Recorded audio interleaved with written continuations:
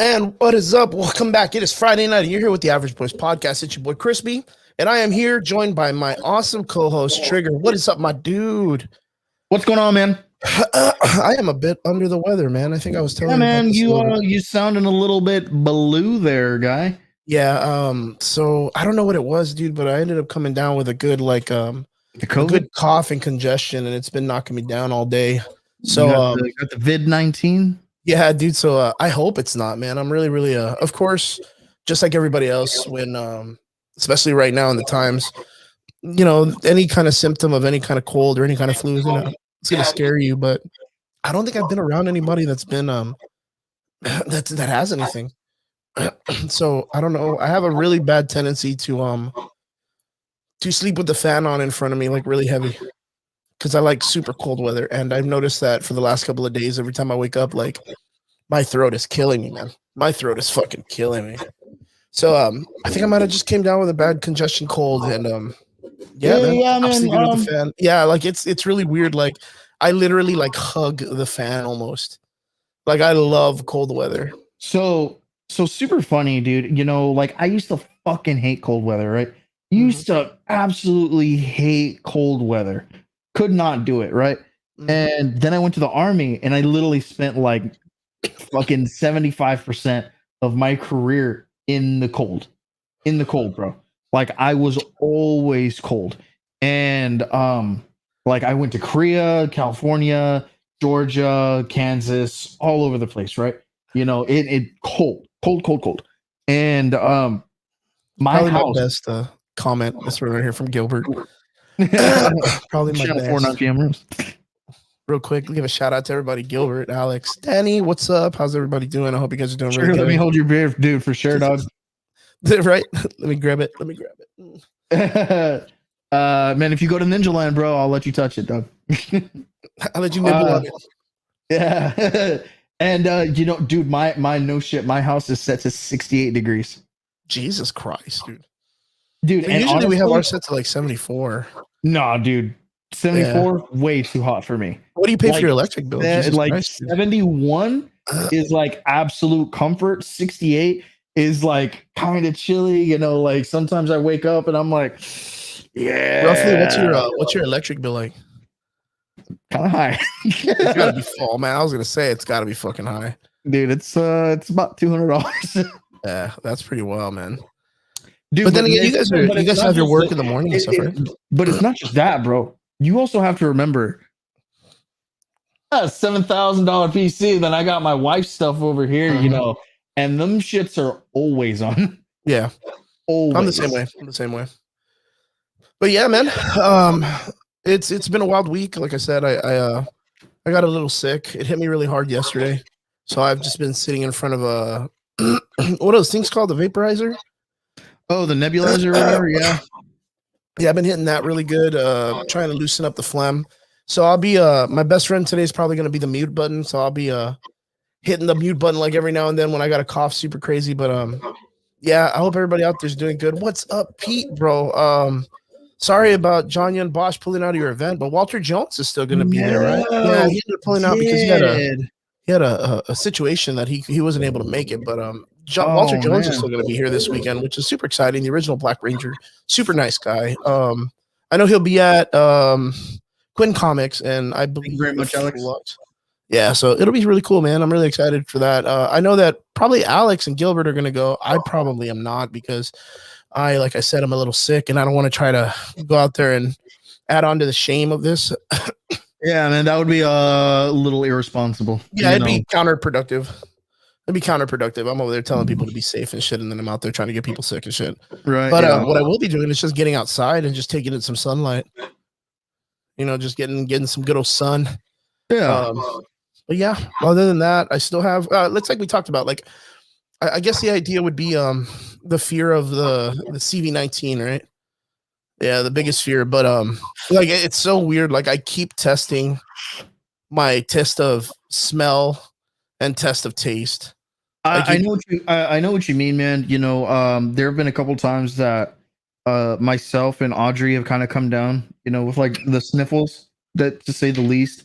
And like especially like when I get real congested, I'm like, can I smell things? So I'll like turn on the hot water and start steaming like my face. That's exactly what I started doing. And then I'll start smelling things and I'm like, okay, it's just the congestion and shit. You know. And then of course, like just like every good Mexican family person, I started taking amoxicillin. Okay. Yeah, I started taking that really quick. And then I have some Mucinex DM. So I'm snapping that down to try to loosen up the phlegm and good. Yeah, like I said, the only thing that I'm really feeling right now is congestion, but not too much. Only when like I lay down or getting in certain positions that it kind of bothers me. You know, Danny's making a really good point, dude. You know, it could very well also be the weather. You know, the weather's kind of been kicking up the allergies and stuff like that. You might really just be having allergies, dude. You know, yeah. No, I don't put it across. I don't deny it. I mean, it's one of those things like I kind of question the people that I was with all week, like at the gym and everybody else, and nobody really out there right, dude. You go in there. Who the fuck got me sick? Yeah, who got me sick, boy? Who wants to smoke? Who wants to smoke? And then it just so happens that yeah, no one at the gym is sick. It's just me. But you know what? Like that, put the Vicks in your nose. Hey man, it works, bro. It hurts like a motherfucker, dude. Though, right? Huh? Can you put Vicks in your nose? Well, not like up your nose. Okay, all right. Like, she's talking like right here. Yeah, don't tell me that, dude. Because if you tell me to put it in my nose, like I'm gonna put it in there like the fucking like the test that they do for the virus. I won't put it all the way in there. Do you want me to test you 3 fingers in? Only if we don't make eye contact. Well, you're about to hit 40, dude. So I mean, you're right in the fucking lane for colonoscopies, dog. Oh yeah, that's super scary, dude. Like that's that's gotta be like the man's biggest fear, right? Having like another dude get something in your asshole. Yeah. Like you never knew this guy before, and you go into his office, and everything's kind of cold and like really depressing. And the guy does the whole like I guarantee, like I'm not even there yet, and I know the guy's gonna do the rubber glove slap, like not even to like not make me feel comfortable. You know what I mean? Like he's gonna. Yeah, and just have lube. Just yeah, he's even got flavored lube, dude. Like it's not even like it's not even like a fucking rando like industrial version. Doesn't even look at his hand. Doesn't break eye contact once. Just this guy's buying it with his CVS card and shit. Like it's wild, man. Yeah. I think that's one of the biggest fears of being a dude is like getting your colonoscopy, getting your booty hole checked. Yeah, man. You know, I really have to give it up for women and their pap smears and shit like that. You know. Yeah, man. Yeah, with the duck bill, they have that duck bill weird kind of tool that they kind of like. I don't know. That is a conversation that my wife and I haven't had. I don't pry on that. That's a very intimate thing for her. And if she wants to know what the fuck happens in it, cool. She does. Yeah, it's scary looking, man. That's all I know. But that's one of them things, you know, like you just don't ask about. You know, like, hey, what do they do when you get a pap smear? No. What is Pete put up ivermectin. What's that? Oh, it's a drug. It's a drug? Yeah. Like no, not like that kind of drug. I was like, you know what I've always wanted to try? I've always wanted to try. That's why I'm like, you know, Danny's like, you guys don't. Girl's gonna comment like, you don't know shit. Yeah, you guys don't get anything done. Yeah, we're in there, like we're in that room, and I guarantee there's a lot of tears and a lot of screaming and shit like that. Like, you know, girls are just like, yeah, like, you know, it's life or whatever. I mean, girls go through a lot. You know what's one thing that I've always kind of like questioned, and it's a weird thing, but then again, I don't trust it because, of course, like the government help aspect. But like girls get their period naturally. Why? And there should be some type of help that allows women to get help from the government because it's hard to have to spend the extra cash to do that. You know what I mean? And I know it's been a conversation for years. Yeah, well, welcome to women's rights. But then again, Trigger, you've been in the military for a long time. When the government comes in to take care of you, what kind of shit do they give you? Can you imagine the period version of MREs, dude? Dude, you know, get me right? Yeah, I get it. And okay, so like if we're gonna we're gonna, like, I'm not gonna say apples to oranges or anything like that. Like if we're gonna go like brass tacks, this is what's up. They're just gonna give you a little baggy sealed bag full of the essentials, and I mean absolute Very, essentials very to make sure that you don't fucking die or it doesn't get infected, and that's it. triggers. Gilbert says, "Let's combat spoon together." Yeah, man. Well, it's been a very chilled week in the nerd news reign. First off, I like to say that it's been 1 week and I feel like I miss Loki. Yeah, I miss him. I miss him horribly. Tom Hiddleston. I want him back in my life every week. I think it was a great show, and now that we have to wait for the next thing, it definitely didn't disappoint. Yeah, it didn't disappoint. There were some really cool, interesting things that happened that are kind of like cool little talking points that are away from our points that we're going to be talking today. Yeah. Did you see the Henry Cavill news? I did. So apparently, what's up, Brian? What's up, Robert? Man. How you guys doing, man? That sounds like podcast sex talk. No, we're talking about pap smears and stuff, dude. No, that's not gonna be the topic today. There's no nerd news and pap smears, boys. Apparently, in Marvel news, which is so fucking cool, because me and Trigger have already prophesied this like years ago. Yeah, we as soon as like the first Justice League movie came in and we knew that it bombed, we were like, well, Marvel's gonna sweep him up. Mm-hmm. It's gonna happen. And what's crazy is the excuse that all the actors from DC keep using, which is like, well, I'm not definitively like quitting, but I'm up in the air right now. I'm looking for other opportunities. I'm not really saying that I'm done with the character, but maybe down the road. Like that's pretty much them saying they are disappointed with the franchise. They ask me to come back, I'll reprise the role. It's always the if they ask me sort of thing. Well, that was the same thing that happened to Margot Robbie. Margot Robbie just left the character too. Yeah. Suicide Squad. That's going to be her last iteration as for now as the Harley Quinn. I mean, it's hard. It's hard that she's got back problems now for carrying the whole goddamn franchise. Yeah, dude. And it's so crazy to know that. But then again, it's always like a setup, right? Because there's always that whole like the culture fighters that are changing the whole system up, right? We kind of saw this a while back where they were trying their best to kind of downplay the Joker and pick up Harley Quinn. Like almost to the way that they wanted her to be the mainline villain and to be more crazy or cooler than the Joker, which is going to be hard as fuck for it to play. I kind of felt that what they were trying to do was trying to make her very anti-hero. So they never really made her a villain ever. Suicide Squad, what they did is they highlighted everything after her crimes. They showed what she did, her bad things that she did, but they never ever once show like her as a villain. It's always an anti-villain and just things that she does that aren't always the best things. Now, you know what? It's a very interesting thing. Of course, I have mad respect for my boy Pete. My boy Pete is a diehard DC fan. He will die on that shield, and that is so cool. Snyderverse. Restore the Snyderverse. Now, Pete, do you really feel that them bringing back the Snyderverse in full will fix the franchise? What about you, Triggs? There's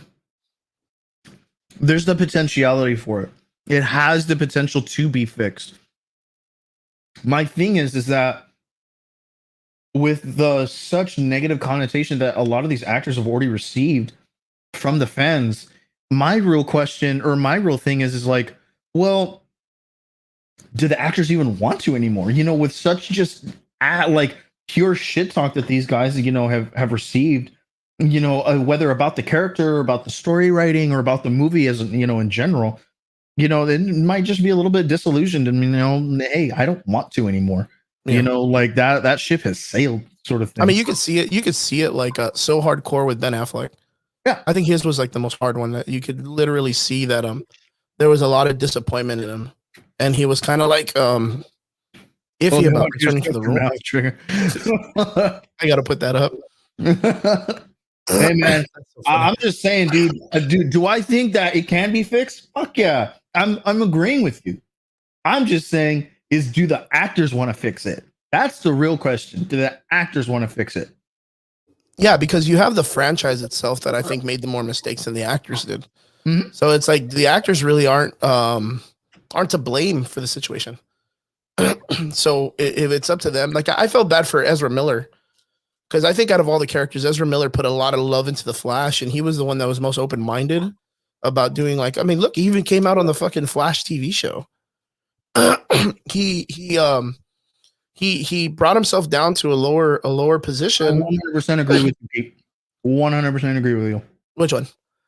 His last statement. Yeah, it's all WB fault. Yeah, I 100% agree with that. I could not agree more. Now, my problem with the Zack Snyder verse is, do I believe returning the Snyderverse back is a great thing? Yes and no. I kind of feel like Zack Snyder is an okay storyteller, but I feel like his Justice League story is kind of all over the place. And it doesn't really make a lot of sense because I know they're trying to go into like the Injustice story, right? But of course, like I think we did our discussion a while back and we talked about how it just does not make sense. You know, the setup for it was Superman tells Batman to protect Lois Lane, which this guy has 0 powers. So when Pete, so for the aspect of Batman to defend Lois's life from Darkseid, if Superman can't stop him. Well, there's a little plot twist in there where Bruce was F to the Uckin Mrs. Lois Lane. Yeah. Okay. So that was the other thing. Like Pete, as a fan of the DC universe, how did you feel knowing that Zack Snyder was gonna take the story of Batman, Superman, and Lois and make it to where Lois Lane cheated on Superman and had a baby with Batman? Yeah, and then he was gonna later on teach that child. Yeah, and I was like, oh fuck, man, that would have been a great Injustice like shift to where it's not that, you know, not only did she die, but Superman finding out that, you know, that they were fucking. Dude, that would have been horrible on the highest, you know. I don't know. It just would have been like really, really. I mean, for me, I think that's more like what's that channel that our mothers watch? Oh yeah, the pinche novelas, you know. Yeah, no, the other one, the white ladies one, the one that's on cable, the women channel or whatever. The View, Hallmark, the Hallmark channel, the View or whatever. Yeah, like, well, it's more like the Hallmark channel where it's always these like movies of like. That's some Medea shit, dude. Where, huh? That's some Medea shit, you know. Yeah, Lifetime. Almost like the idea of like a family moves in next door and the neighbor cheats on Smallville Dreams. Yeah, it's very, very crazy. Yeah, Lifetime. It's a very Lifetime-ish kind of like storytelling, which I don't know how I would feel about it. But yeah, for what it's worth, I think what they ended up doing after Snyder left wasn't too bad. It just needed more time to simmer. It needed more time to cook. Well, what really kind of like chaps my ass about all this is that one, Joss Whedon's time of glory has come and gone.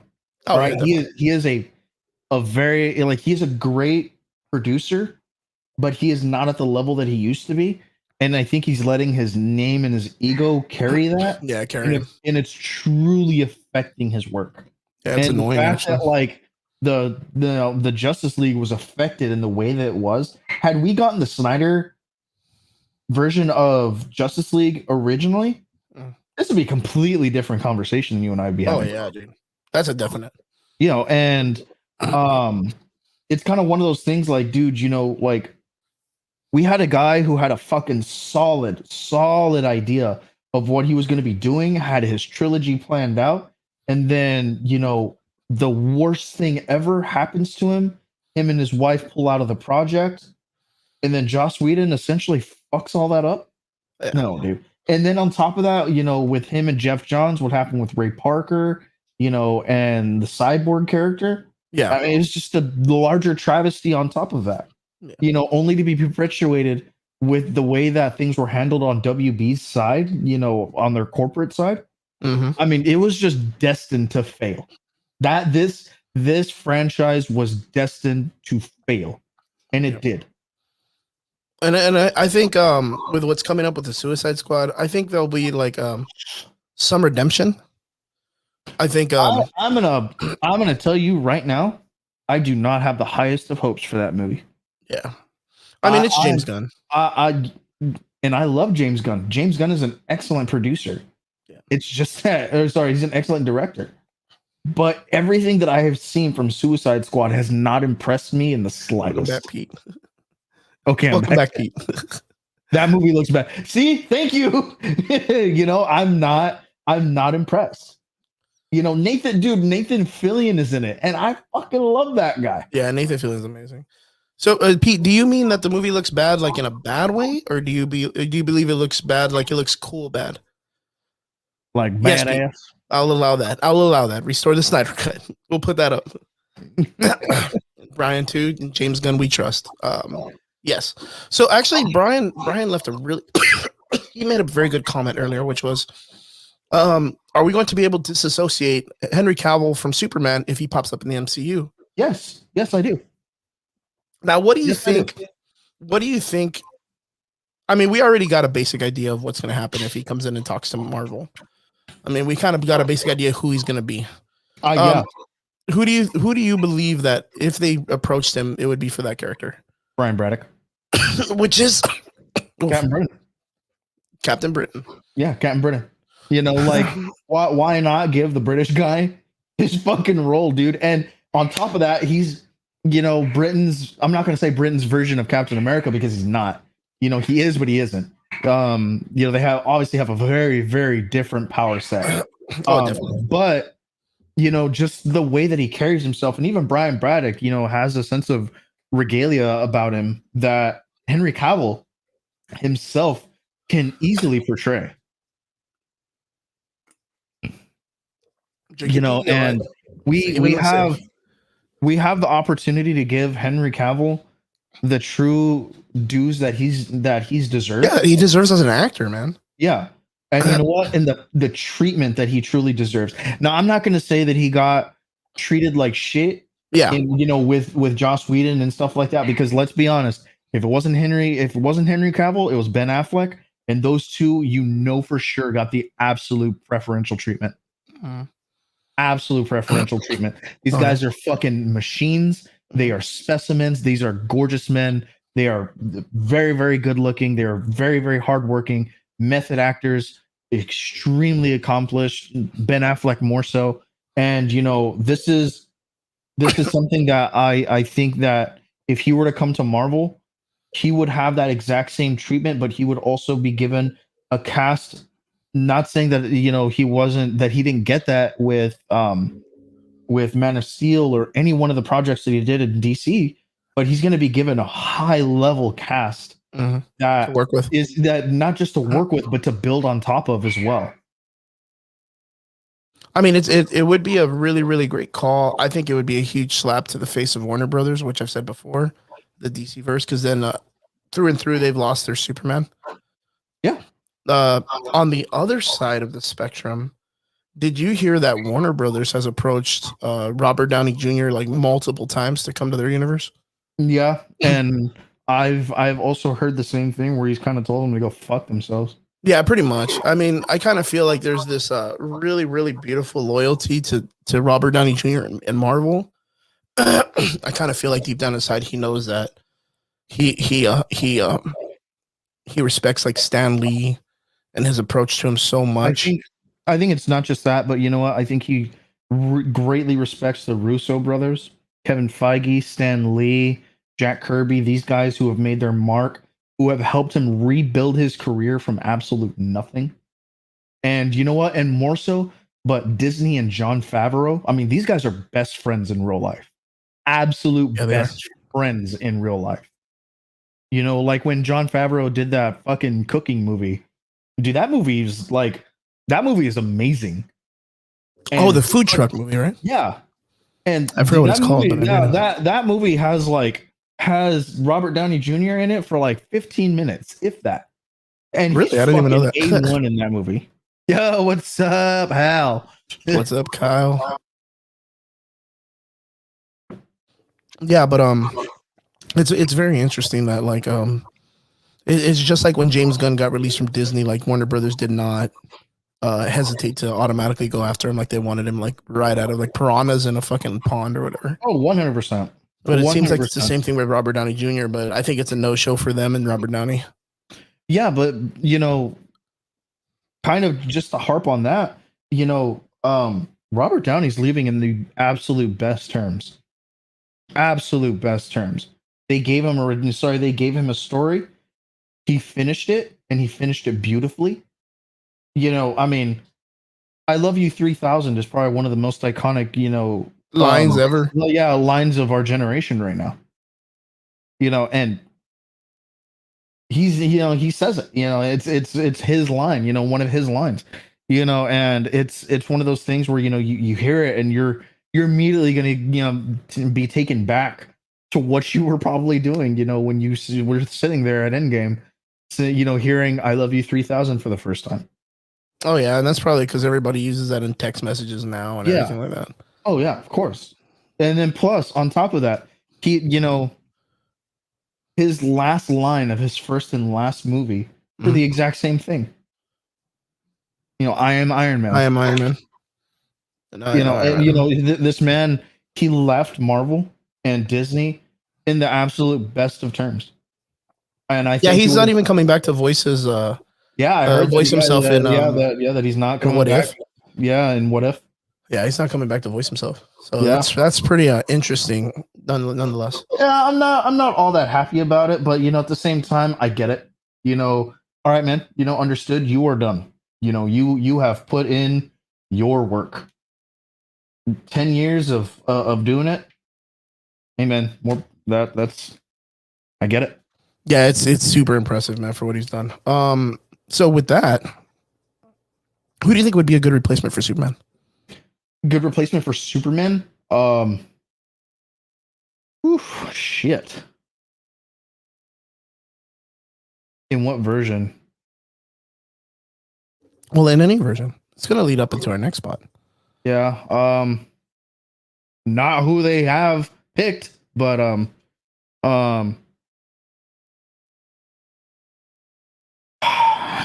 honestly, I can see someone like Armie Hammer, picking up Superman. You're muted right now, brother. Yeah, I know. That's a really good call, man. Armie Hammer. Armie Hammer. Armie Hammer would be a really great call. Actually, yeah, that would be probably one of my first choices.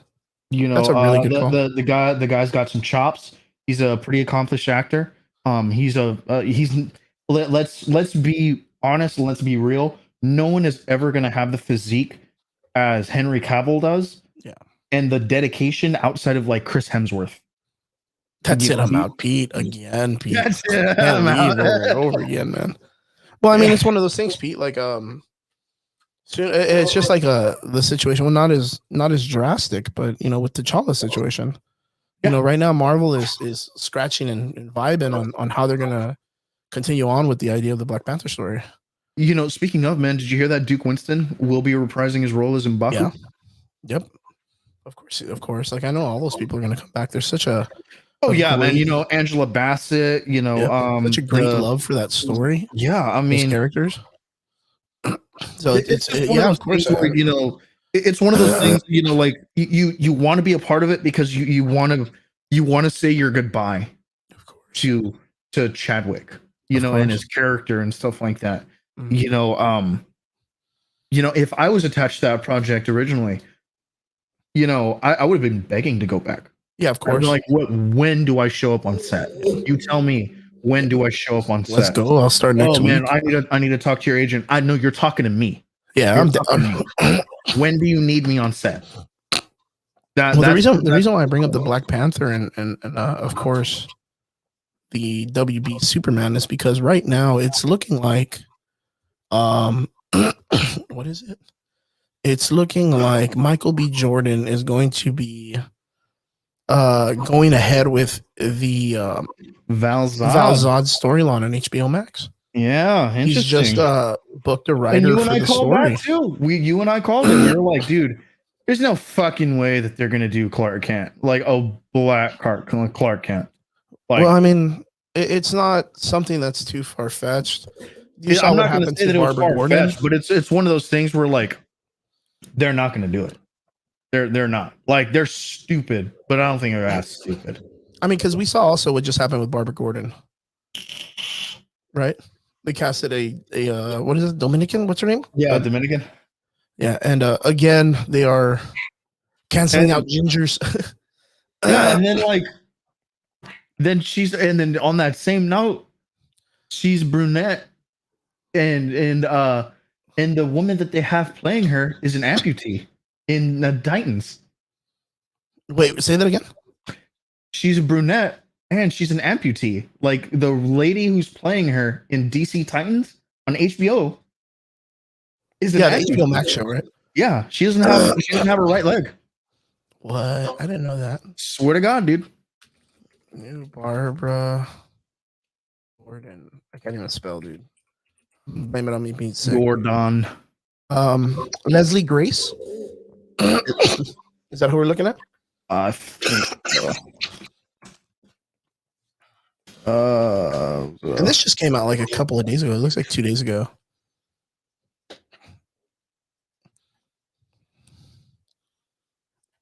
Now, of course, there is a lot of people that are, of course, up in arms about the casting choice again, because they are, what is it called? Race swapping the character.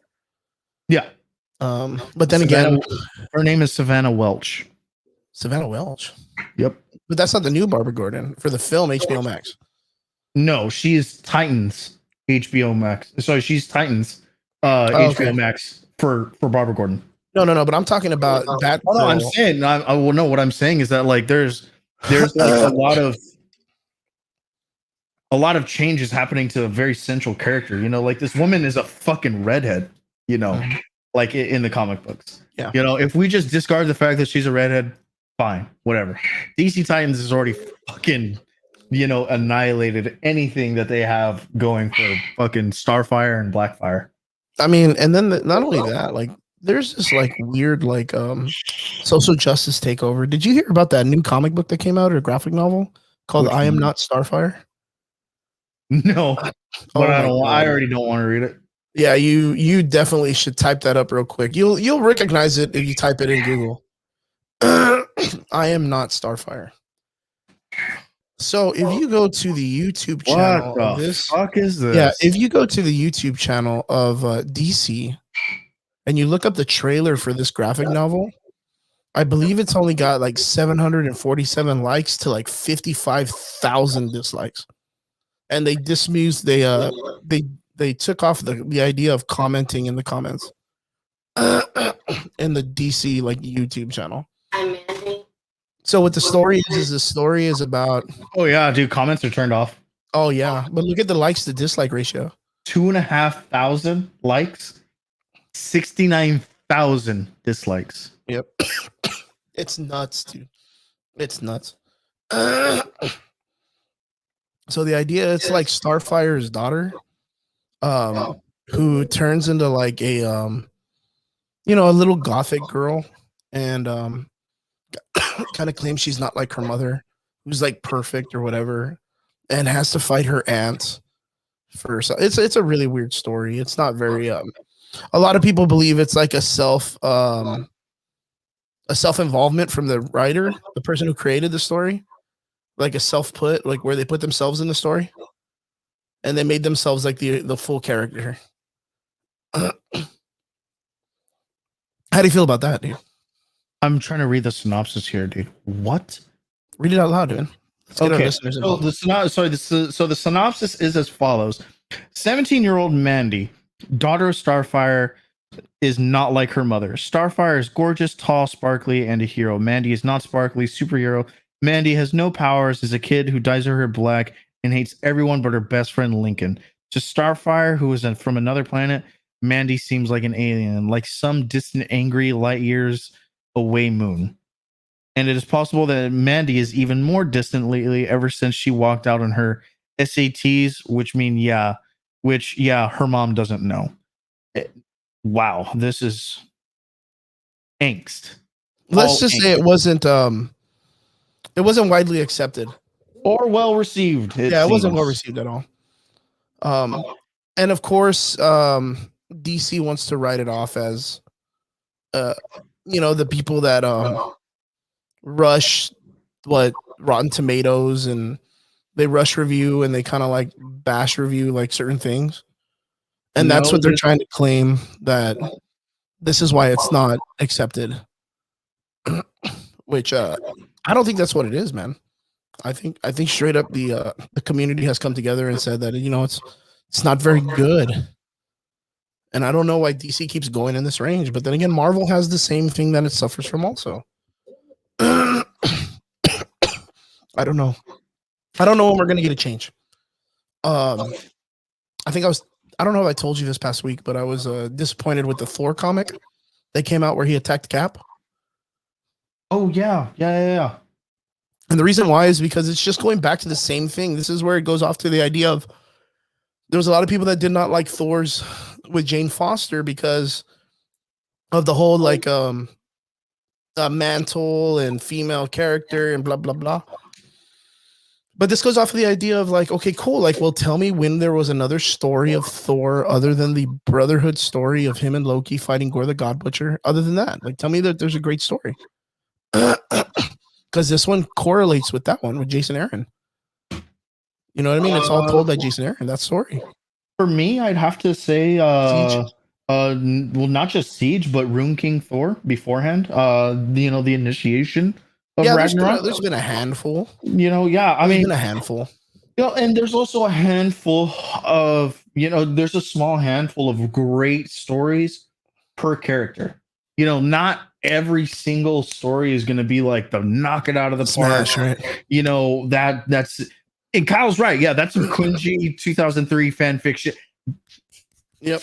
Thank you, dude. Yes, that was all angst. All angst, bro. That's some fucking raw shit that you saw back in high school. I'm going to share the I Am Not Starfire. I want to share that trailer in the group chat. Guys, if anybody in the chat wants to check it out. God almighty. That is just yeah, if you guys want to check out what we're talking about, there it is. That is the I Am Not Starfire, the self God almighty.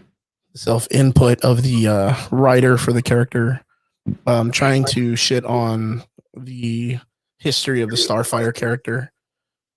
And I think the coolest thing was when Teen Titans first came out in Cartoon Network. I think it revolutionized the Titans characters again. Like to a whole new genre. People started to love them again. I agree. But I think what gave them a big edge, in my opinion, was the cursing. Just the cursing alone.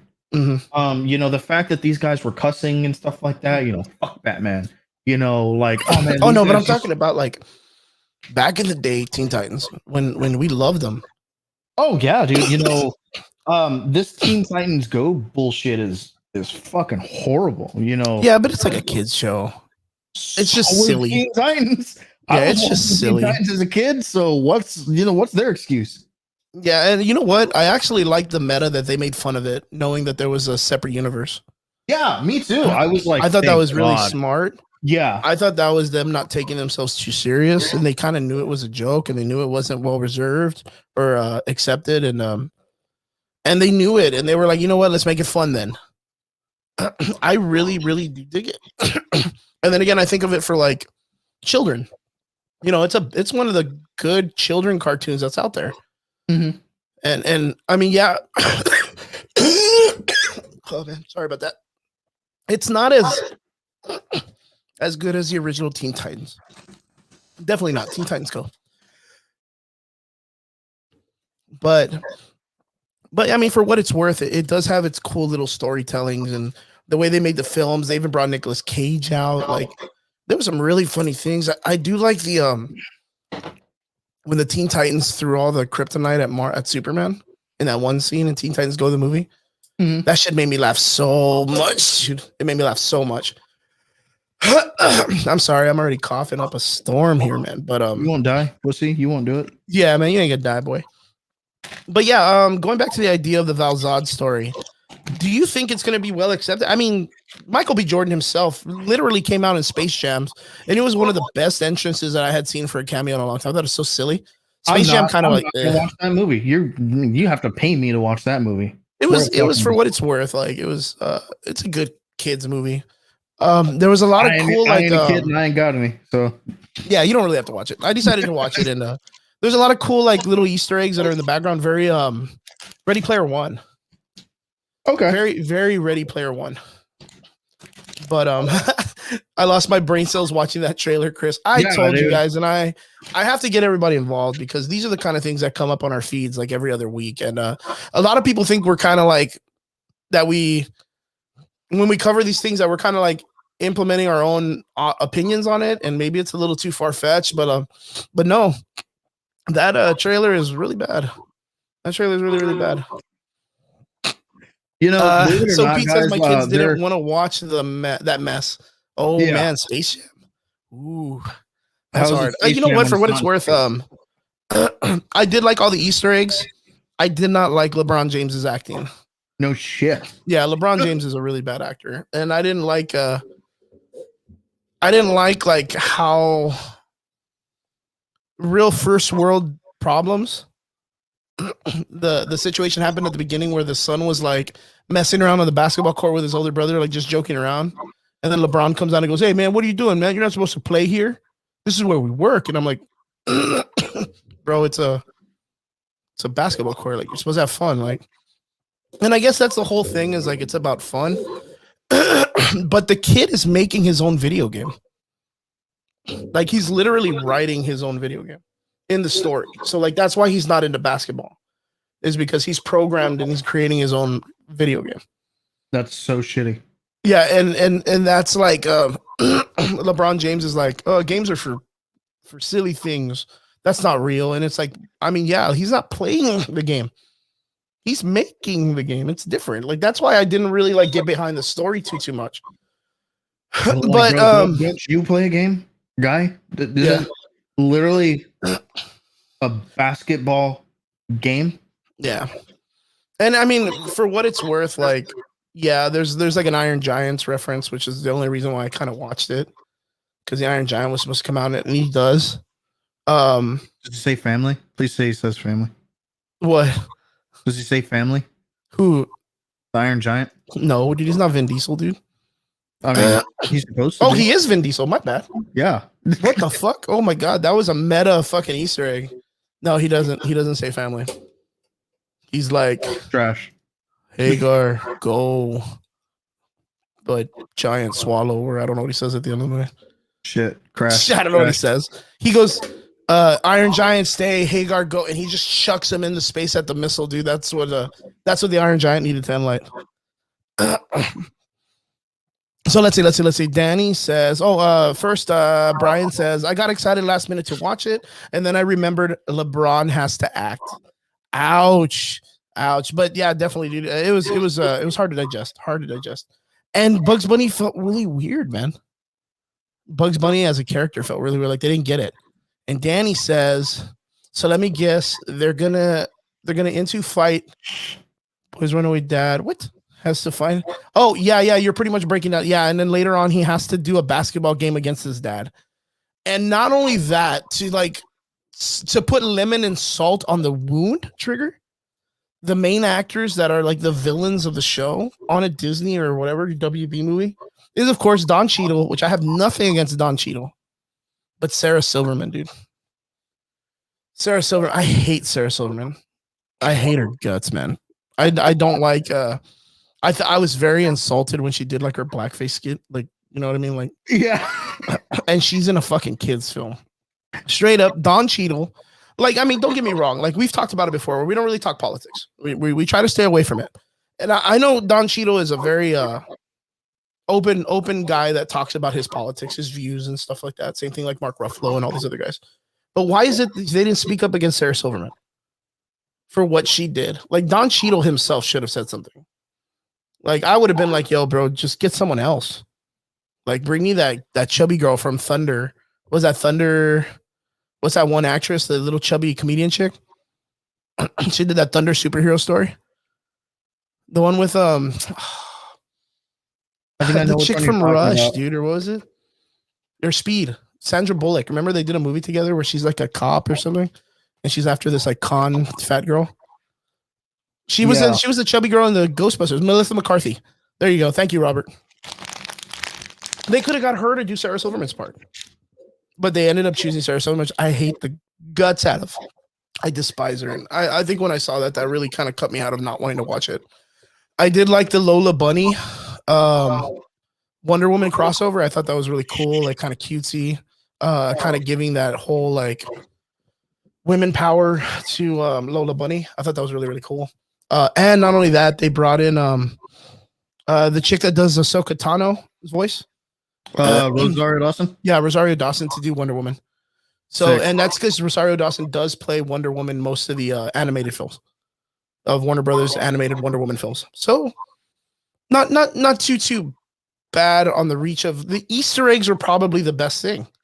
There's certain parts where you can see like Pennywise in the back. You can see like all the casting characters of like the original Batman, Hanna-Barbera, which was like the old school like 80s cartoons. There's like some Space Ghost, the Animaniacs, just some really cool references that are in the background, but just aren't really like explained too much.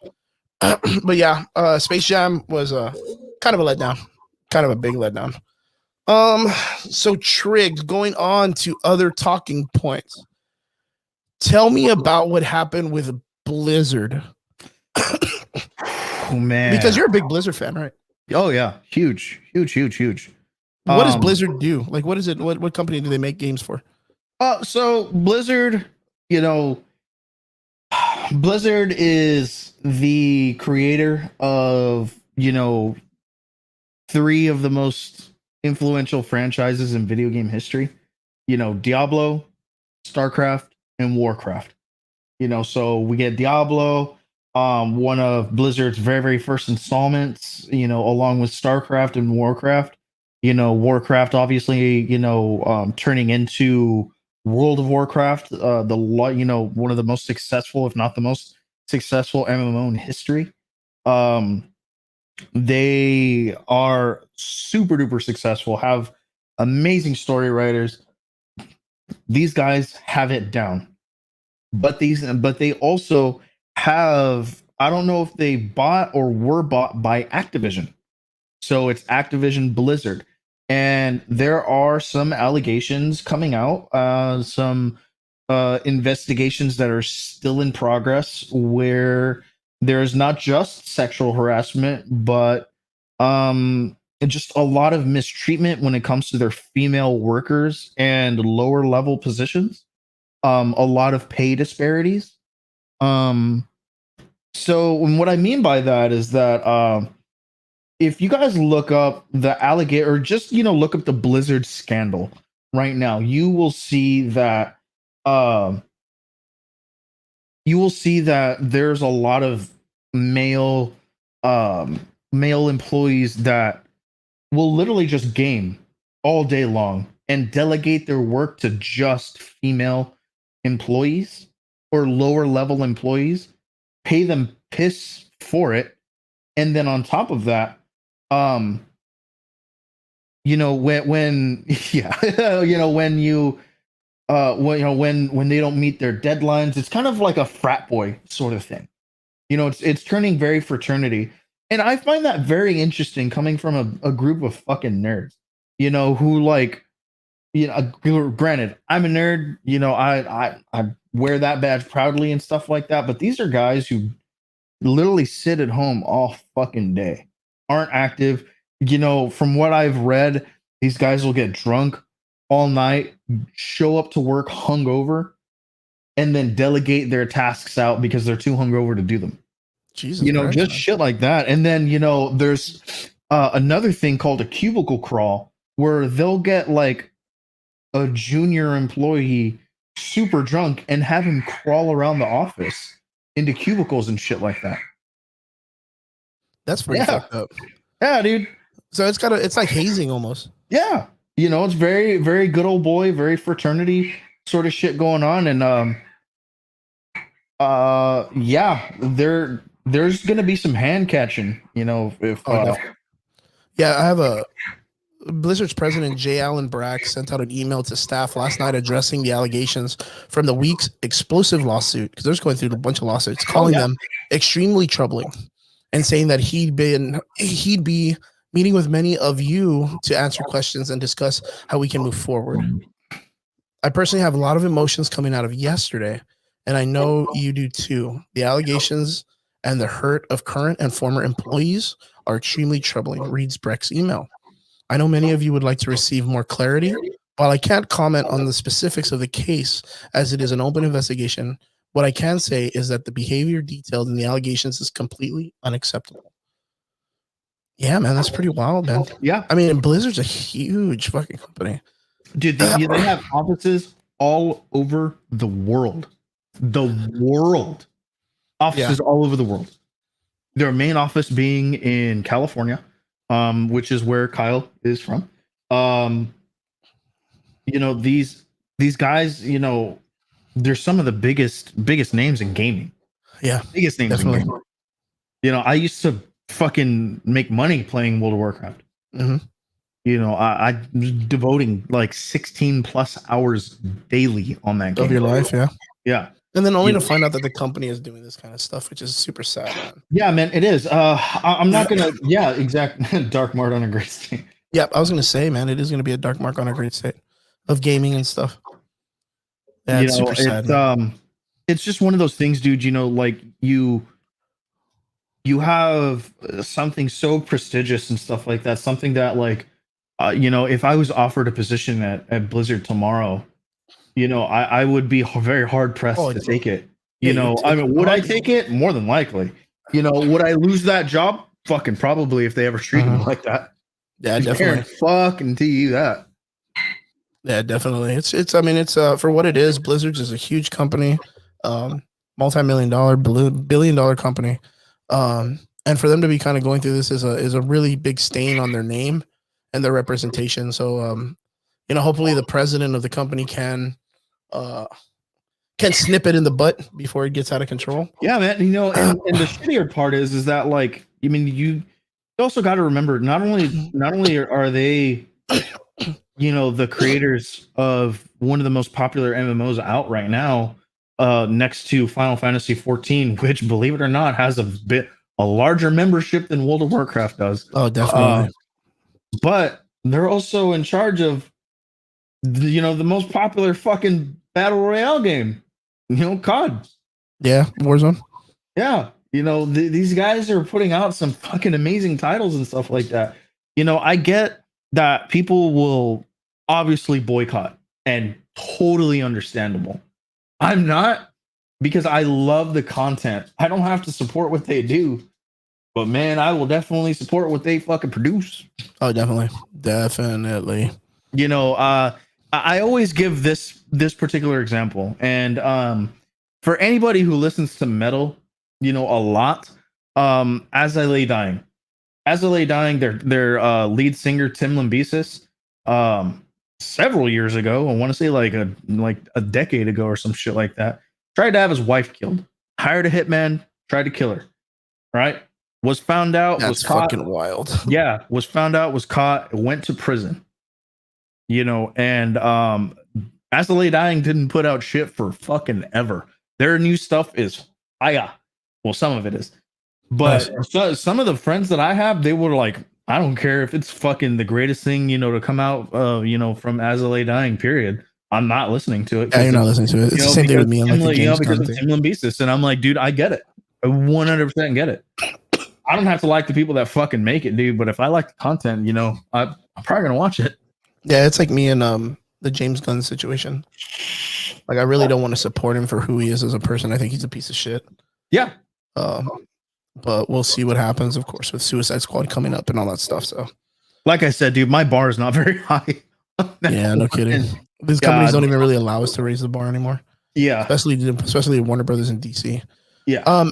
Actually moving to another big franchise, something that we have not been able to talk about in a fucking minute, dude, is Star Wars. And we got some really interesting news for Star Wars coming up. If you're a Star Wars fan, leave a comment. Put something that you really, really love, like one of your favorite parts. But yeah, we have some Star Wars news coming out for the Ahsoka Tano live action series that's going to be coming to Disney Plus. Mm-hmm. What do we got, man? To kind of also put more on that, but Boba Fett supposedly is going to be releasing end of 2021, and then supposedly Ahsoka Tano is going to be out in 2022. Oh wow! But the real thing about it is who supposedly they have slated to be coming out. If this is true, then you hit the head on the mark, fucking months ago, dude. Was with Ezra Bridgers coming out live action along General Thrawn. I mean, it had to have been the story that was the most important thing coming up at that time. Yeah. I mean, we had Ahsoka Tano that was literally in the Mandalorian that was looking for Thrawn, and if you read those stories back in the day, and the Rebels cartoon, you know what happened to him. So putting them together wasn't too crazy of a situation, but I'm really excited. They're going to bring in, from what I heard, the rumor is it's going to be Mena Massoud, which is the guy that came out in Aladdin. Yeah. That's going to be playing, hopefully, Ezra. Yeah, which I am not going to lie, he looks like the character. And the funny thing is he was like fan casted. They were like, bro, this guy would be the perfect Ezra Bridgers. And then they were like, oh, well, he's kind of in the talk for the role. Yeah, man. So, I'm really excited. There was another character. There's another guy that I thought, which is going to be the actor that came out in $1 Million Express. Is that what it is? Oh, Slumdog Millionaire. Yeah, Slumdog Millionaire, which is he's now in the new story called The Green Knight. Yeah. Which that story we're gonna have to cover when we get a little bit of research. Do you know where that's from originally? No. So the Green Knight, who he should be playing. I'm not, because I haven't really delved into that story too much. Or like the movie to be more specific. Mm-hmm. But he's supposed to be playing Gawain, which is an Arthurian knight from the Round Table. Yeah, that's for sure. He was. It's his backstory. It's the knights. Yeah, and that's why I was kind of like. But what makes this story even crazier is the book that was written called The Green Knight was one of the books that was destroyed during the Renaissance, and only one living title was found, and that's the one that this story is based on. Only one book was found after the destruction of the many books. That is impressive. That is fucking impressive. But the other character that will be coming out, that was the guy that I thought would have been a really good Ezra also.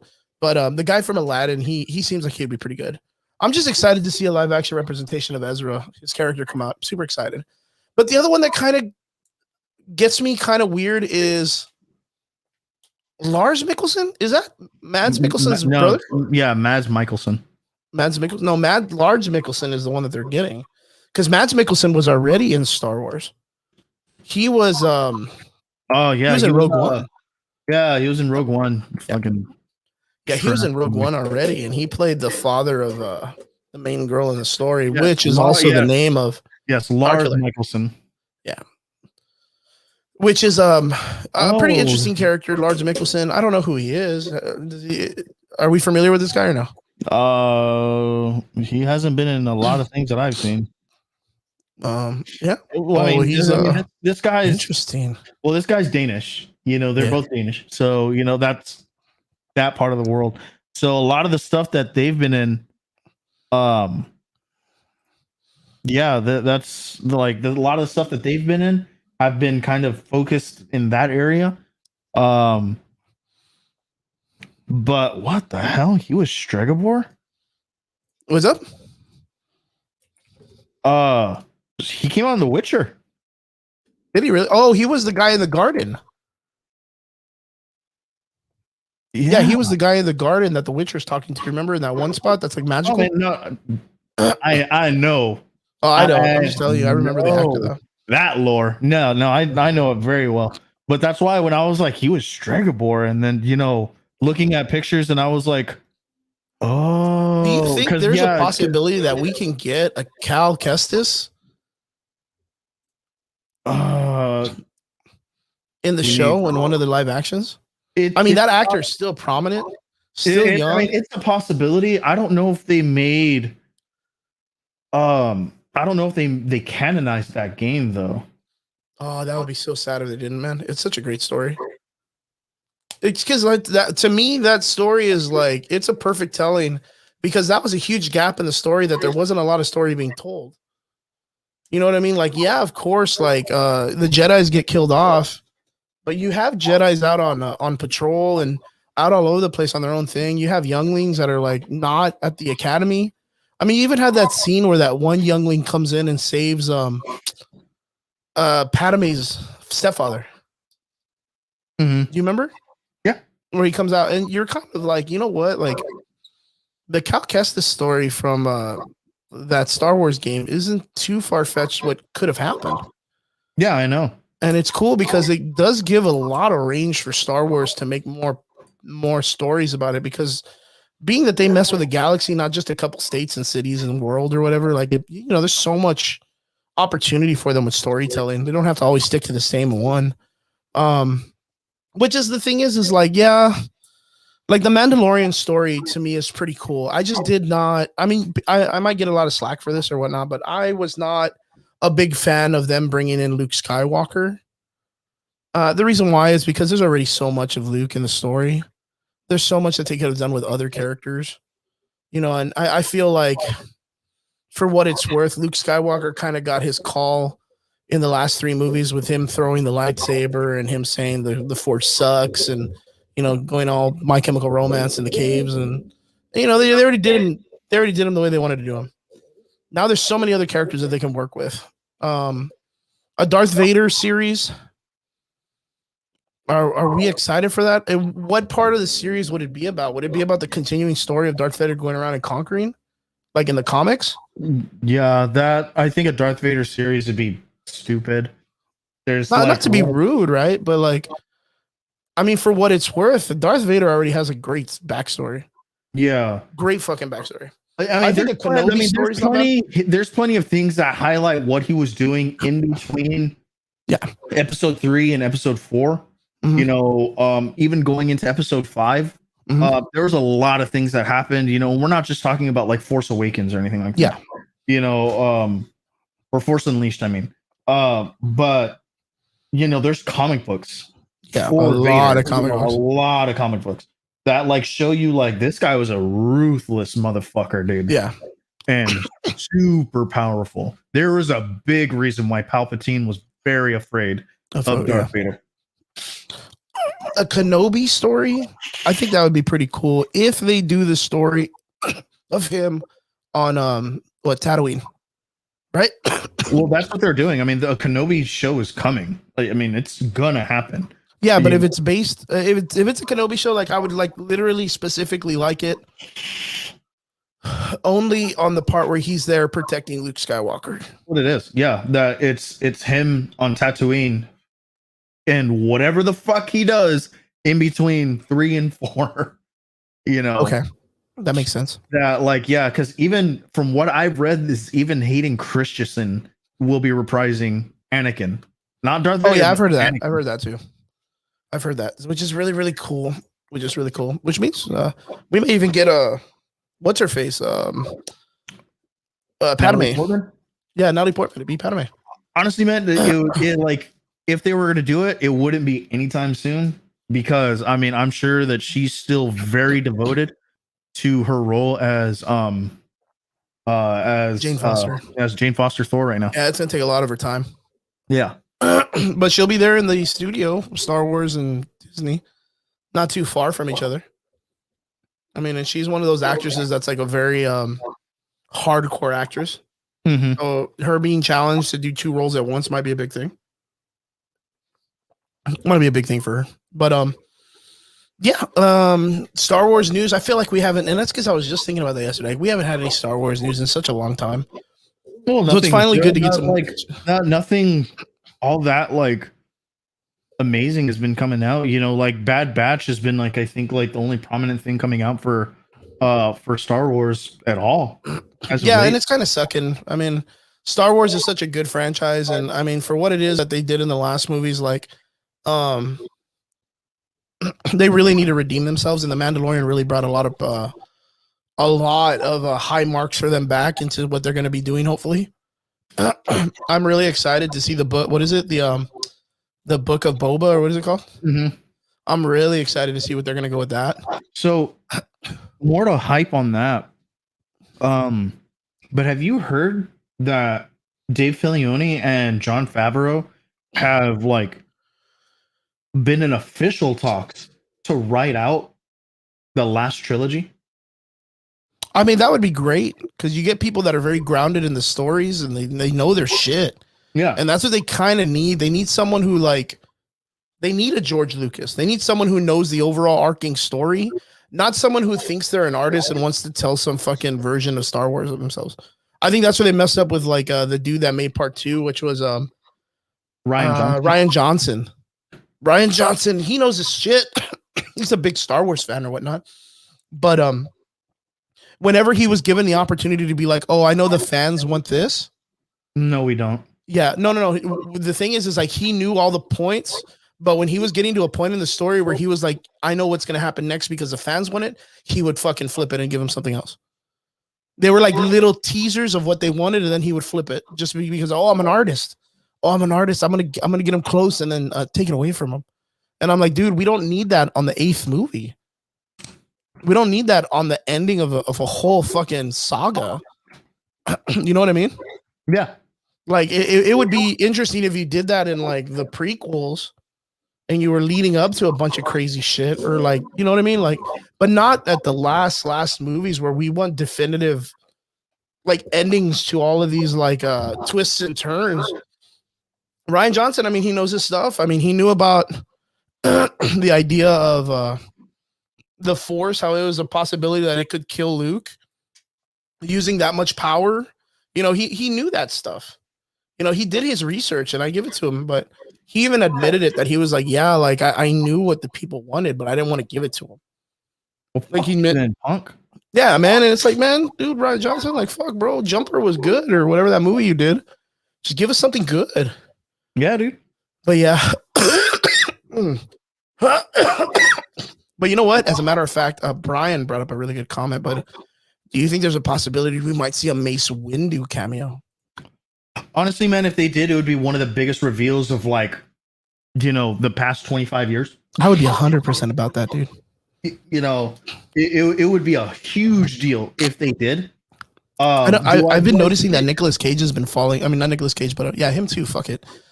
Samuel Jackson has been kind of falling into these like, I'm gonna do a bunch of random ass movies that are not great, but they're gonna be like, all right. Which is like that Ryan what's his Ryan Reynolds movie, the Bodyguard one. Oh yeah.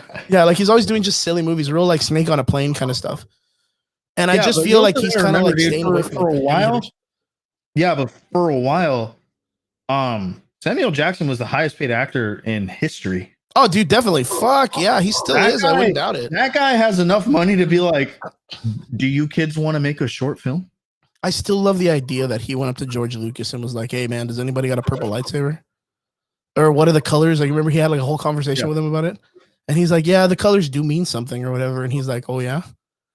Yeah, well, I want a purple lightsaber. Like, it was just one of those things. Like, he was like, yeah, man, I'm Shaft, bro. Like, I get a purple lightsaber. Hi, Mia. Trigger sister jumped in the chat. Hey. What's up?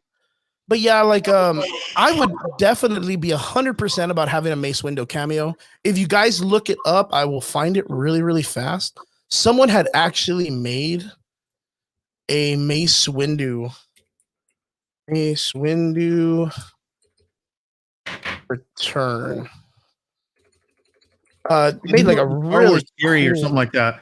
Yeah. You remember it? Oh yeah, it was called Star Wars Theory is this really interesting Facebook page. He has an amazing. Yeah, he's a channel. really, really good guy, man. Super He knowledgeable. actually put some cash in to putting down this story called. I mean, it's not necessarily a story.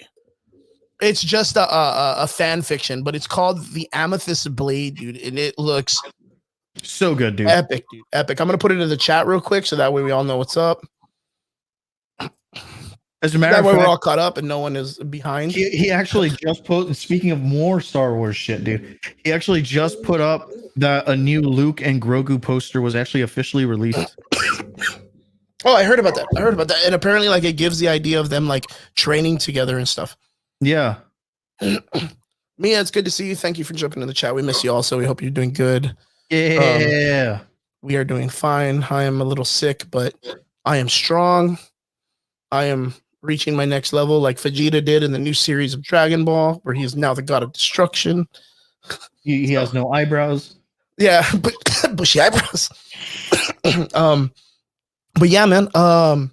You guys check out that trailer for The Amethyst Blade. It's made by Star Wars Theory. Really, really solid. That guy, Star Wars Theory, actually made a really good Darth Vader fan fiction story a while back. Really, really solid stuff. But yeah, man, Star Wars is on the rise. I think we're gonna start getting some more Star Wars information soon. with the positive notion that we're getting a lot from Marvel and Disney, I think Star Wars is gonna be on the up and up soon. I just feel it. But yeah. So now onwards to our last discussion point. Trigger brought this up to me. He's gonna have to inform me because I know the story, but I know Trigger is a bigger fan. I am a big wuss when it comes to scary games. I will have to play with horse blinders, a pillow, a teddy bear, just to get past like the first couple levels. And the lights on. And the lights on, all the lights on in the whole house. Yeah, and probably like my dad or my mom somewhere close by. Yeah, probably my mom or my dad somewhere close by. But we are looking at the reprisal and remake of one of the biggest franchises known to man. One of the coolest horror stories, horror genre, space, sci-fi genres. You're looking at a remake of Dead Space. Fuck yeah. Now, Dead Space is a beloved story. It is very Event Horizon, grotesque zombie doom, third-person story. I fucking love it. And Trigger is going to have to take us down the rabbit hole for this one. Dude. I know a little bit. I know some stuff about the monoliths. I know stuff like that. It's very Doom-esque, right? Yes and no. Like, so in Doom, there's a lot of like, now they're kind of like adding a little bit more religion into it. As opposed to, no, I've not read the books on Dead Space, nor the comics. But I should though. Dude, Dead Space is so fucking good, dude. I love that franchise. So Dead Space, is all about this about this engineer named Isaac Clarke. He is an engineer, and he's tasked with basically just repairing this ship. I forget what the ship is called. I haven't played this game in a very, very long time. And he goes onto the ship to repair it. His ex-girlfriend happens to be on the ship. It's a mining ship, and they're mining minerals from the planet, right? And this is huge fucking ship too. Huge. And so while on the ship, something happened and a monolith was activated, and it started turning people into like zombies with like blades for hands, right? But they're like bones, but they don't die if you shoot them center mass. The only way that they die is to cut off their limbs. And for the game, like for the genre, it was so unheard of to delimb the enemy instead of just putting like 2 in the chest or, bullets punch them in the face and stuff like that. You had to be very strategic about how you did things. You had to are you going to take away their arms so that they don't come close? Or are you going to, the weapon you get kind of like, you can like take away their legs so they don't come closer to you? Or You know, that was really cool. The weapon that they use, right? Yeah, and all of the weapons are like mining tools, with the exception of the military that was already there, which you actually do get to like use military-esque weapons later on. Not just in the series but in the game. The suit that you wear is nothing special. It's literally just a mining suit, but he's because it's a mining suit, it's protected. So like he in turn is a little bit armored and protected himself, so he can kind of tank a little bit of damage. But another thing that was very, very it's not at all revolutionary, but it was very nice to see especially in a genre like this, was the fact that the health bar was along your back, and on your right shoulder was what's called like your stop meter. It was a particular like power that like it could freeze things, or it could set them back, or there was like a kind of like a telekinesis sort of thing. It was very, very cool. And there are times where you're like in zero gravity, so like you're floating, or you can't breathe, like you're in space, you're in like open space, and it's a spacesuit, so you have limited amount of oxygen to be able to survive in space regardless. It was these things that like space zombies. Sure, I mean, I would have loved to have been a fly on the wall listening to the pitch for this. All right, guys, hear me out. Space zombies. That would be super freaking crazy. I mean, even Right? with the aspect of it, right? You're talking about so the name of the ship was called the USG Ishimura. Yeah, Here you go. I knew the name of the character, but the engineer like, himself, yeah, is Isaac Clarke. And you're looking at a bunch of different weapons that this character uses. The name of the villains or the zombies in this story are called the necromorphs. Yes, the necromorphs. Unlike traditional zombie-like enemies, generally had to be dispatched by slicing off their limbs, which I just released in the trailer. I just released the trailer in the chat, so if you guys want to check out the trailer, it's in the chat. There is a part of the trailer that it shows like blood smear on the wall. I guess I would just call it blood, but you guys would call it graffiti. That was my crow reference for the day. Tagging, bro. Yeah, that was my crow reference for the day. Brandon Lee's a crow. And it even says aim for the limbs or go for the limbs. Cut off the limbs. Yeah, so it looks like that's going to be like a straight, like they're going to keep that genre of like, okay, guys, this is what has to be done. So we're keeping to the same mechanic. We're not gonna make it. We're not gonna do a remaster. It's gonna be an official remake. Yeah, and this is what we're giving you. It looks like it's gonna be on PS5. It's gonna be on Xbox One, Xbox S. Thank you very much, Brian. Hopefully see you again soon. Thank you for tuning in on the show, man. Appreciate you, my dude. D hit us up and said you're gonna be in town, so hopefully we have to get some lunch when you get in, man. So see you, brother. But yeah, I mean, Dead Space, it has a pretty large fan base, and it even has like an anime, has like some shorts about it. Like, there's a lot of stuff about this. They really went all balls out. Yeah, now, for me, there is that correlation that does kind of remind me of like Doom in a way. And the reason why I say Doom is because there is the monoliths, there is like the the sci-fi zombies in space. But then at the same time, like there is like a aliens xenomorphs kind of reference to it too. There is, and the reason that I say that is because like at first, with Doom, it's like it was demons from hell in space, right? And then you find out that like later on that this is actually like a very religion-esque based thing that they were kind of going with later on, and Doom and Doom Eternal and stuff like that.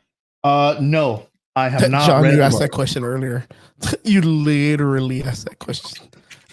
Is the Dead Space stories really good?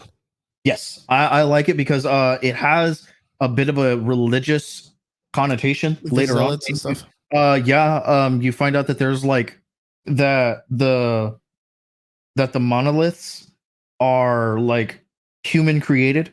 and that they are the source of a religion. And there was a single one, but that then later on, like the world started creating more of them, for fucked up reasons. I can't remember. Like I said, I'm gonna have to replay these. But I mean, what's the point of the monoliths? Like, that they were like just religious. Like, was it a prior, like a prior species that lives on the planet? I believe so. Okay. So it does have kind of like a Doom-esque kind of vibe to it. Yeah, a little bit. Yeah. I mean, what would you separate this game from Doom? Oh, well, first and foremost, it's third person.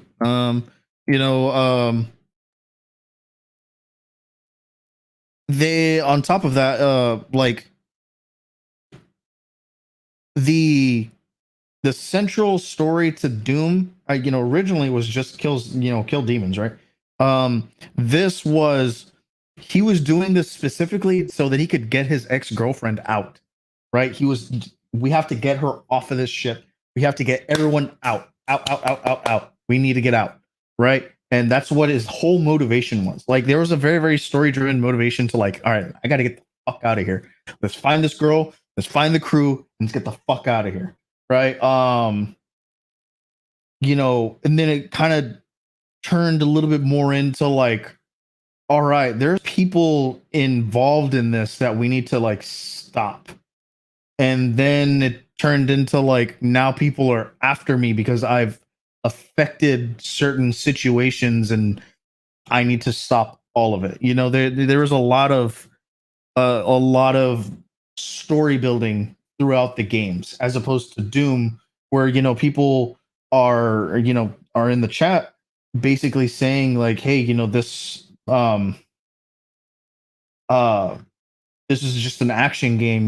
Like the story wasn't the main focal point of the game. It was the action part of it. It was the shoot 'em up, the shooter style, fast paced, let's get it, as opposed to Dead Space, where it's a psychological thriller on top of a zombie horror game. I mean, for what it's worth, I think Dead Space is probably one of the scarier stories. It does have like a Silent Hill, Resident Evil vibe. Yeah, because there are jump scares. Like there's 100% jump scares. I mean, there's one point in the game, and I'll never forget this because this is fucked up, dude. That and this actually happened in the Doom movie, where you're kind of turning a corner and you see a guy and he's going crazy. He's having like a PTSD freak out, and he's kind of like banging his head, and then he sees you. He talks to you real quick, and then he just whack, and he just fucking kills himself and bashes his head into the fucking wall. Because he's got the bugs in him or whatnot. No, he's going crazy. The monolith is making him crazy. So it's not like a zombie virus. It's kind of like it has to affect you through the monolith, like through vibes or through. Yeah. I mean, you can be turned into like a necromorph, but the monolith kind of just gives off this vibe, this signal. It messes with your mind, like because for a long. I mean, I'm not going to give any spoilers, but he speaks to his girlfriend or his ex throughout the whole game. He's speaking to her. Like he gets. Is she dead or what? Yes. you yeah. Like you find out that she had been dead the whole time. Oh damn. I mean, that's always a given in stories like that when it comes to horror movies, I guess. And is it because he's going crazy, or is it the monolith at different frequencies? No, he's just the monolith is making him crazy. Yes, in front of the girl duck. Yeah, he remembers. And but that's the thing, like he's hearing her, he's seeing her, he's getting transmissions. She's leading him places like, hey, go here, help me do this. Here, go here, help me do this. And then when you finally find her, and she like OD'd so that nothing had happened to her. She died like essentially on her own terms. She committed suicide. Oh, jeez, man. That's sad. Yeah. If anybody wanted the opportunity to play this game, where do you recommend them playing it at? Like, not the remake, of course. If they wanted to go and catch the game, you know, and they wanted to kind of go back to the old school one. Get it on Steam right now. They're pretty cheap. I think they're like, do not quote me on this, but I'm pretty sure they're like $20 a piece, maybe a little bit more. Maybe check Humble Bundle every so often. I know that since it's announced, I'm sure that Humble Bundle will be giving it for, you know, a bit of a discount. You know, since like I said, the remake has officially been. Kyle says it might be on sale for the summer sale, which would be like with an Xbox and PlayStation and all that stuff. And for Steam, the Steam summer sales as well. Good stuff, guys. If you guys want to, the game is highly recommended. It is so fun, and it'll get you guys ready for when it comes out again. If you have your PS5 or if you have your Xbox One series or your S series, it'll get you prepared and ready for it. Dude, on Humble Bundle, Dead Space 2 $5 right now. 5? On Humble Bundle. Let me check the good old Steams real quick. Steam. So, oh shit, dude! The Dead Space pack, which is pretty much everything, is $15 right now. And that comes with 1 through 3 and 3 like the extended like awesome. What happens later. Man, Duke Nukem would be an awesome return. You know what would be a really, really good one also? Turok. I like the newer Turok that came out where he's Native American. Yeah. He was Native American originally, wasn't he? Well, yeah, he's always been Native American. But like, but this one, like, you know, it is in space, and like the main bad guy is the guy who trained you. Oh, okay. Man, I would love to see a really, really well done version of Turok. Yeah, dude, Turok would be really, really good. Dude. Turok is a great story. Same thing with Tenchu Stealth Assassin, man. That would be literally my 2 calls. On a side note, jumping out of the idea of video games and stuff, did you hear about Vincent D'Onofrio? Oh, Vincent D'Onofrio? Yeah, coming out hopefully in Hawkeye. Yes, I heard. And, now we're looking at Hawkeye coming out. And I've been hearing from some decently reputable sites that he is being asked or is in talks to reprise his Kingpin role. Which one? Vincent D'Onofrio? Yeah, Vincent D'Onofrio. Dude, he needs to. He was amazing. Oh yeah. Yeah, he was awesome. The movie of Tenchu is in the works. Don't even tell me that. That is amazing if that's real. If Tenchu the story, like if they were making a movie, that's like, for me, that's like Metal Gear, man. That's like Metal Gear. Rurouni Kenshin just came out and it was amazing. If they can get the director of Rurouni Kenshin to make Tenchu, oh my god, that would be so good. That would be so good. So the Hawkeye series is looking to reprise its role, what, in 2021? Yes. I want to say that it's one of the 2 series that's coming out in 2021. I want to say maybe She-Hulk or Miss Marvel is going to be the other one that comes out around that time.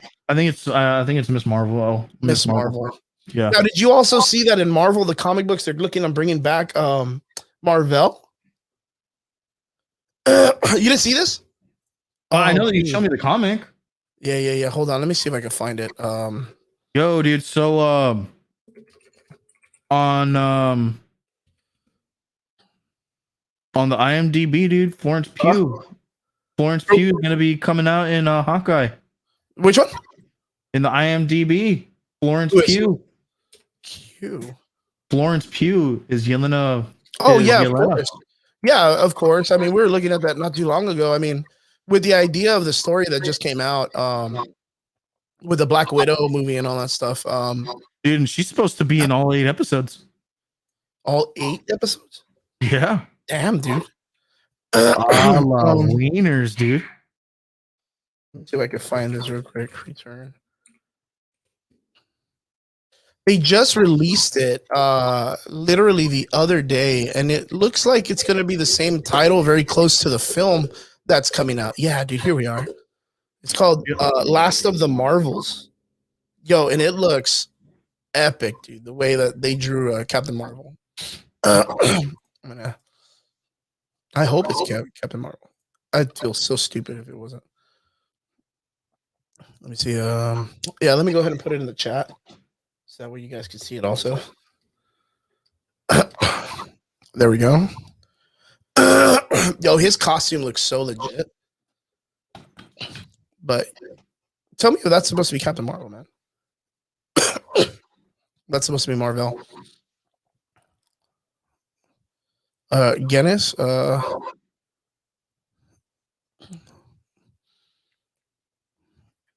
Oh, that might be Photon. Maybe it's Photon. Who knows? He just looks amazing, dude. Mm-hmm. Did you see it? Yeah, Gainesville. Looks fantastic. I like that costume. I don't know what that comic's about, but I'm kind of excited to see it. The Marvel comic that's going really good for me is the Maestro story. I like the Maestro story that's coming out. Real random talks. I know that we're jumping all over the place, guys, but that's because this week was really weird. There wasn't really a lot of stuff to cover. By chance, Triggs, are you kept up with Rick and Morty? So I actually watched all of season 4. I need to get up into season 5. But man, right now I'm kind of just waiting for season 2 of The Witcher to drop. I know that an anime is coming out for it, Nightmare of the Wolf, in Netflix. It's well, I'll be one of the people that'll tell you that Rick and Morty is in horrible shape right now, dude. Is it? It's I kind of feel like the Dan Harmon and all these dudes, like they're just trying to push the envelope on the most like grotesque, over sexualized perversions that they can kind of get away with. Oh yeah, dude. Season 4, you can kind of see that was already starting to kind of be a thing a little bit. And I kind of feel like they're trying to do it to kind of like take heat away from when Dan Harmon did the baby video, the baby raping scene, which I 100% think that was grotesque, and I don't think that it was funny at all. But he's trying to like because they even did this one episode recently where it was like where Morty and his sister Summer make like a baby. They have a baby together, like an incest baby in space. And it's kind of like one of those things like, why and how would you ever make a story about that? You know what I mean? Did you see the did you see season 4 of Rick and Morty? Where they like have this weird dragon orgy, all 3 of them? Yeah, things like that. Things like that is like but that goes off of like season 2 where the father and Rick and that other dude kind of go on drugs and have like that weird like in space escapades. Yeah, but like I kind of get that. That's like one of those things like okay, whatever, sure. But that one I was just like that's a little too much. Really? I've kind of caught myself a lot more catching a lot of these like weird references that the guys are dropping in the TV show, and I'm kind of I'm not for it. I'm literally not for it. I feel like they're trying to. And I'm not even trying, and I hate saying this, but I'm not trying to be PC or anything like that. But it's just one of those things where it's like, man, with the state of the world and the way they're trying to normalize these really weird ideals. And I'm like, dude, is that where we are? Is that what we want to do right now? I feel like they're trying to normalize these like things of like pedophilia and incest and all this other stuff. Like they're trying to normalize it, all while putting it on a show that if you can't understand it, then you're not smart enough. Mm-hmm. You remember that? That was like the Szechuan sauce. Yeah, the situation where like they were going around breaking windows and standing in line and trying to get like there were people that were going out there and like humping, like standing on tables talking about they want Szechuan sauce and kind of like saying like if you don't get it, like you don't get it and you're not a true Rick and Morty fan. Because only people that watch the show get physics or mechanical engineering or whatever. So for what it's worth, I think they're using Rick and Morty as a show to kind of get people to be more open-minded about all this like grotesque comedy and to be okay with saying it out loud and doing things based on that nature because it's funny and it's acceptable in that universe. For what it's worth, I think Rick and Morty this season is probably the worst season so far. I don't think that they've done very much with explaining any type of story or anything in general. it could be done without, and I feel like us waiting for season 5 to come out was kind of like a waste of time. I feel like it was a waste of time. But yeah, if you guys are out there, have you guys been watching Rick and Morty? If you have, let us know what you guys think of it in the comments down below. Triggs, is there anything else you want to cover before we go? I'm not sure if you saw He-Man. No, but a lot of people are talking about it. It was very interesting. So granted, it's called Masters of the Universe, right? Not called He-Man. Because He-Man really only plays a part in 2 fucking episodes. Really? Yep. Oh no. And you cannot believe how many episodes it actually is. Like 3 or 4? 5? Oh man. So what is it about then if it's not about He-Man? So it's about Teela. Teela, the man-at-arms, the girlfriend? So yes, kind of like the girlfriend, right? But they made her bi. Like, remember what?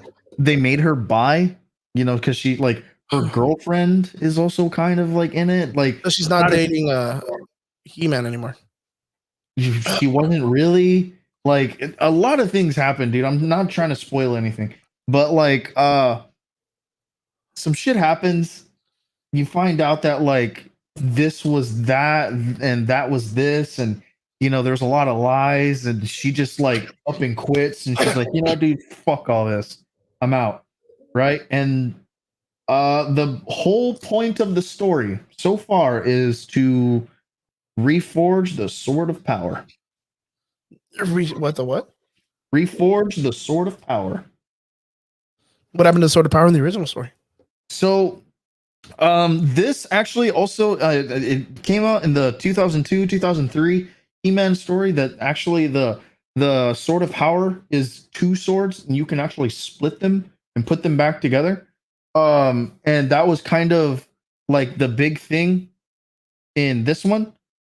They were split, and the swords are in two places, and they need to collect the swords and put them back together. Okay. And is it like a magical thing that they separated, or is it like a yes and no? What do you mean? They split while trying to contain something, and then when the whole thing ends, they're in 2 separate places. Oh, that's kind of weird. It kind of pulls a bit of a Dragon Ball thing.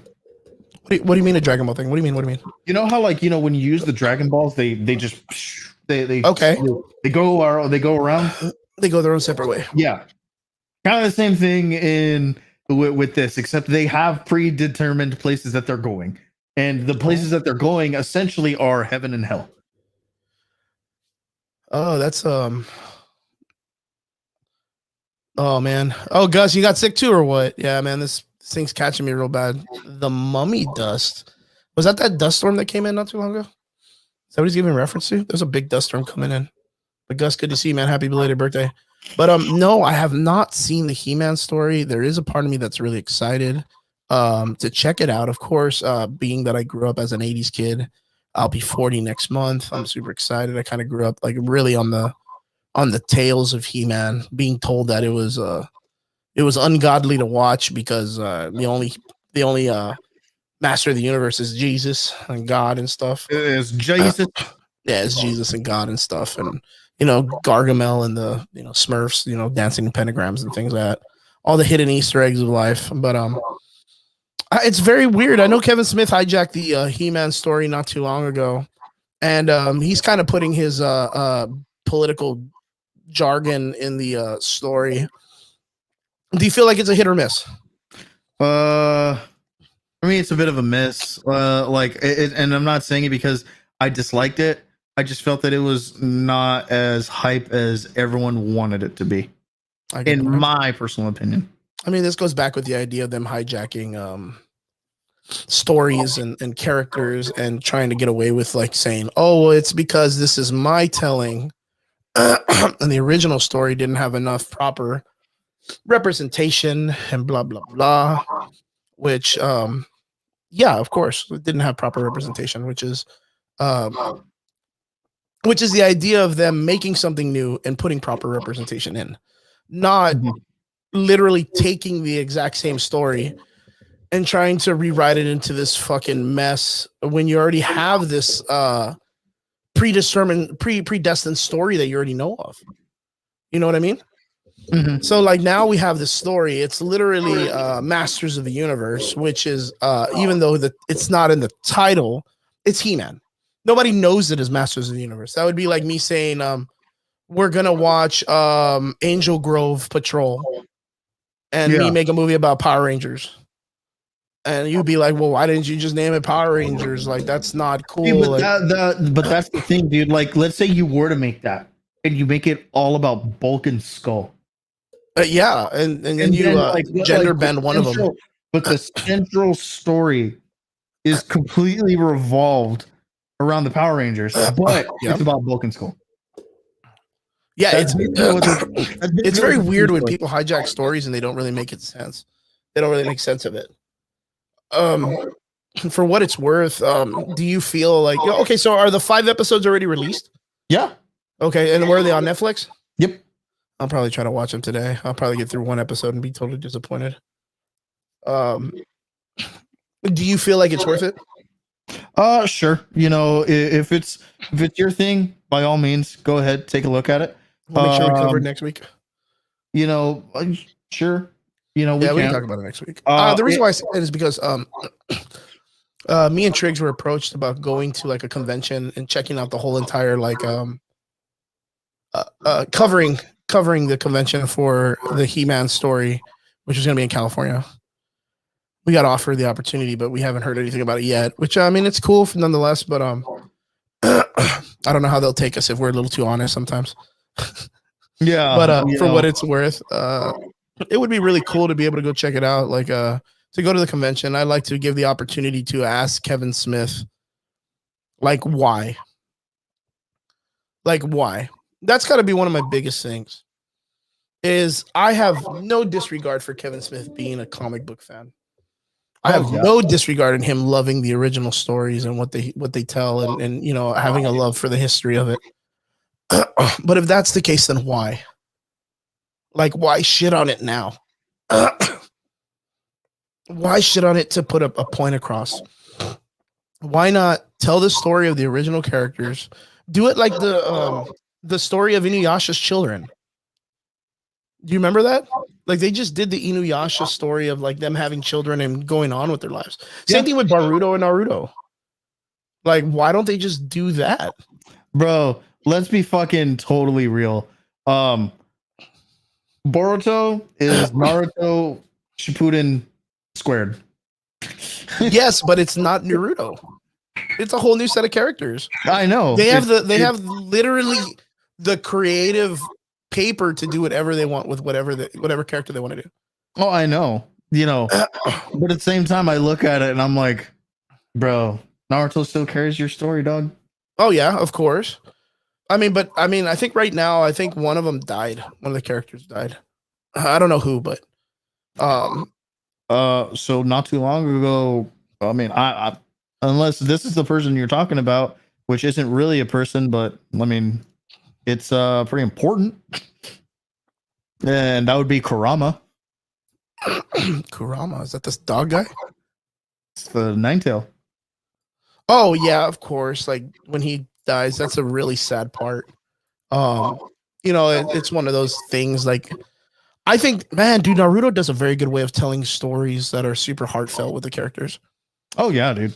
Like, I remember when that character died. Like the entire internet was sad for like a whole week. Like there was always posts about it and stuff like that. And yeah, for what it's worth, I think mangas and Japanese storytelling of mangas and anime and stuff is doing a million times better job than what Marvel or DC is doing. American storytelling. I can't say the same thing for like indie comic book titles. I haven't really been looking up indie comic books in a while. I think I was a little disappointed with I don't know how to take it though, but The Mom Story by Emily Clark. Oh yeah. Yeah, I was kind of like I see a lot of people are posting up about it and trying to like promote it and stuff, but like again, like, are we gonna get to a point in comic book like history where we miss the old stories of comic books heroes? Where it's not about us being able to like, oh man, I need to relate to this character. I need him to be 5'2", 380 pounds, and have diabetes, and I need to see him fight a villain and then cry with the villain, and then the villain run off, and then later on they make out. Like, I don't need characters to be relatable. I get it, but there's always going to be a want of relatability in some way, shape, or form. And the reason that I say that is because, you know, like when you look at Peter Parker or the X-Men, you know, as a whole, you know, you want to relate to these, you know, to Peter Parker because he's a kid in a big world trying to find his way, and he's fucking up a lot as a teenager, you know, and he's given a lot of responsibility, you know, with something that he didn't really choose. And you know, with the X-Men, you know, obviously the persecution, the prejudice, you know, things like that. So there's always going to be, you know, a level of relatability, you know, with these comic book characters. But I get what you mean, that like a certain nuance or niche doesn't necessarily need its relatability. Like, yeah, dude, I don't need a diabetic Mexican kid who like gets into a fight with a fucking villain only to turn around where that villain is like Sugar Plum or some shit like that, that's like made to kill him or some shit, you know, or Insulin Man or what the fuck ever. Yeah, like, I mean, for what it's worth, it's like John says right here. But I get it. You know, there's a lot of, yeah, and you know, John's right. You know, it has evolved, and that's what I was saying. You know, a few weeks ago, is that there's a natural evolution of storytelling that, like, unfortunately, is prevalent right now. There are a lot of stories where, yeah, dude, you know, like we have relatability because, you know, like a lot of these heroes, they fail, and that's the particular relatability that I've always really cared about. Yes, the hero section should succeed, but show me where the hero fails. Show me where, you know, what happens when the adversity comes not from having to make a choice between A and B, but show me the adversity of when you've hit rock bottom. What do you do to pick yourself back up? I mean, but most stories have that. Like, you know what I mean? Not, Like, not all of them. That's pretty much like the hero's journey. Yeah, but that's only, you know, as of late, as you know, like as of the last 30 years, that's actually been a thing. That's not always been a thing. We see it, you know, and so there is a sense of relatability that you get with that. For me, that's kind of like the relatability that I really care about. That's just me. That's my niche. That's my thing. You know, everyone else to each their own, and that's just what they're into. I'm not gonna say like, oh, well, you shouldn't like this for this, that, and the other reason. You know, it's not for me to decide. But what I can say is that, you know, like we have comic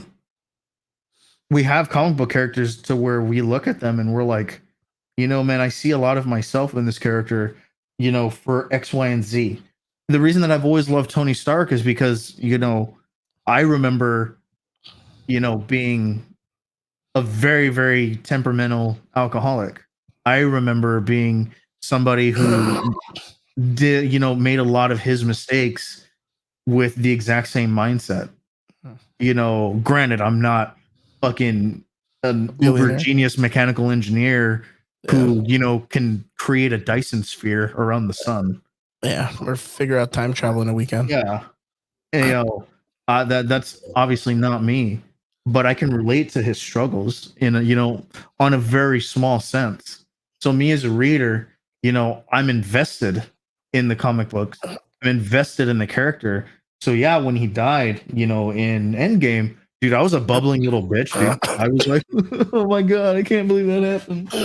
You know, and so if that's the case and everything's about relatability, where do you see the audience for I Am Not Starfire?